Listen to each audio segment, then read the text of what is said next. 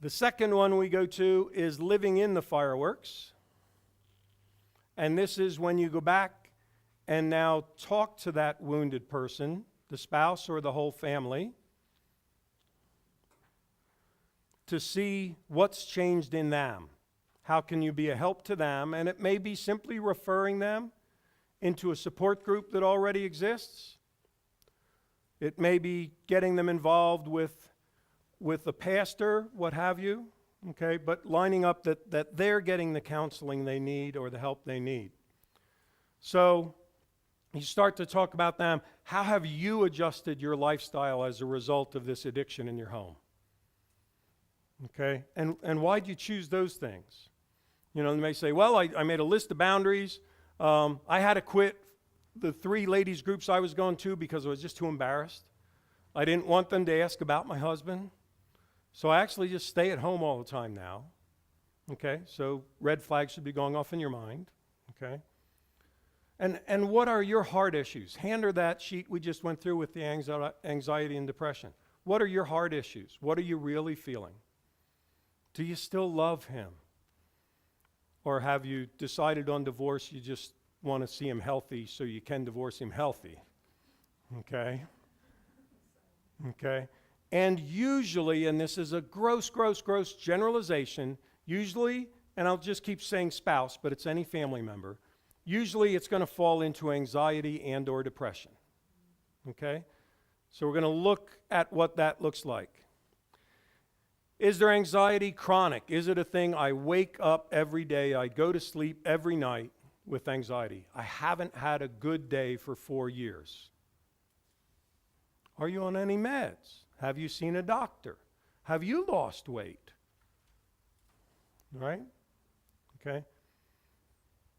Is their anxiety exaggerated, meaning it spikes, or are they exaggerating it to you? Either one's fine. Okay. But you're just gathering information about it. What do you worry about?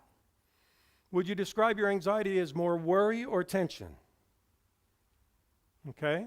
And there are those people who are worriers and have always been worriers. There are those tense people who will always be tense when everyone around them is calm. Okay? The key is, all this stuff may be going on, but it doesn't need to be ignited. You don't need to ignite it, and you may find out that anything does ignite it, or it's so bad it doesn't need to be ignited because it couldn't get any worse. So that can be interpreted 3 or 4 different ways. Okay? How's your health? How's the financial situation at home?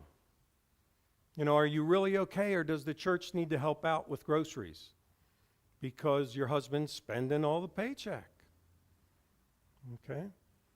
How's the rest of the family? How are the kids? How the, even the grown kids? How are the grandkids? How are the neighbors?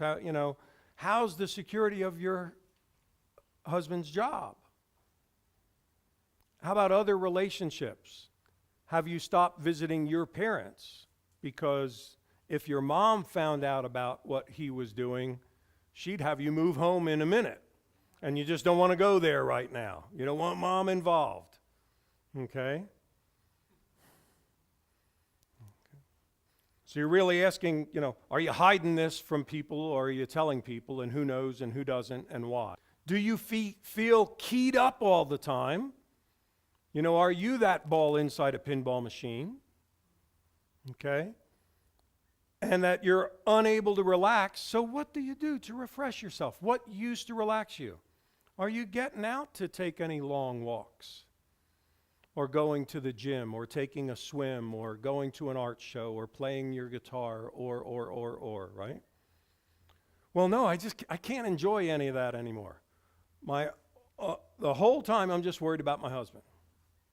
Okay, I don't have any pleasure in anything anymore, okay? This lady needs help. You may not be the one, right?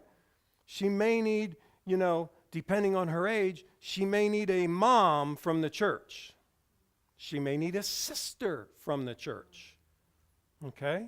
And bounce those things off of her.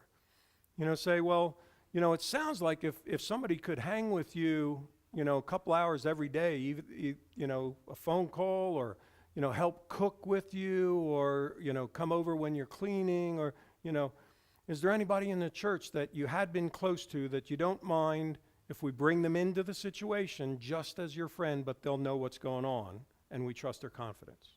And I'll hold that initial conversation with them and say, they don't have my permission to ask you any questions about the addiction. They're there just to be your friend and love you. Okay? All right? Are you always restless? Are you getting sleep? Obviously, is there fatigue? Is there irritability? Are you waking up in the middle of the night? Are your muscles cramping up? Are your joints cramping up? Are you, right? Okay, things that would lead you to, what are you doing for your own health? Other side of the coin, depression. Right?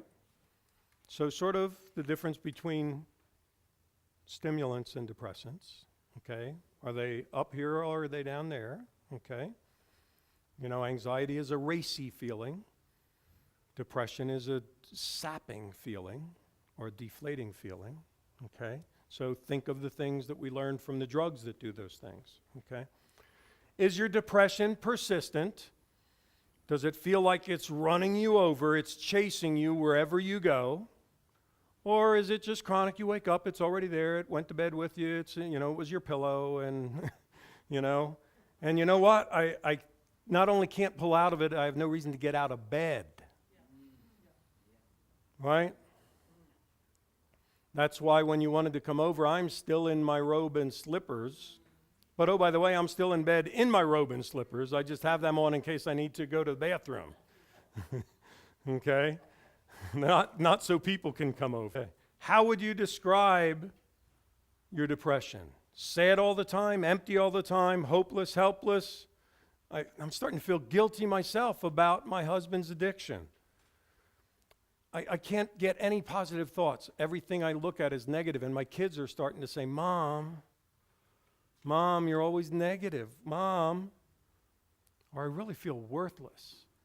I've passed that point where if my husband continues to do this, I know he doesn't love me. So I'm unloved by this childhood sweetheart of mine who I've given my whole self to. So I must, my body's changed, I've aged, I've sagged, I've got hair change, and I must be just unattractive to him now and unlovable. And as far as a woman, I might be heading to worthless. I don't know that any man would be attracted, so I guess I really don't blame my husband. You hear that stuff, right? Why? Because the husband says, it's all your fault anyway. If you would leave me alone, I wouldn't have to go to the bar to find people who don't tell me what to do. Okay? So that can be read as, oh, you're going to the bar for prettier people, you just didn't want to say that. Okay? What have you lost interest in? How are you doing with your hobbies? How are you doing with the stuff of life? Has your pace in general slowed down? How are you doing on making decisions? You came here, that's a good decision. You called me, that was a good decision. I want to applaud you for that. How are you doing with other decisions? Are you feeling weight change? Are you feeling mood swings?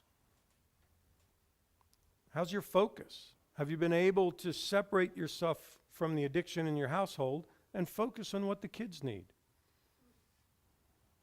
Okay? Are you avoiding family and friends? Are you having feelings about my husband might die or he might commit suicide and they might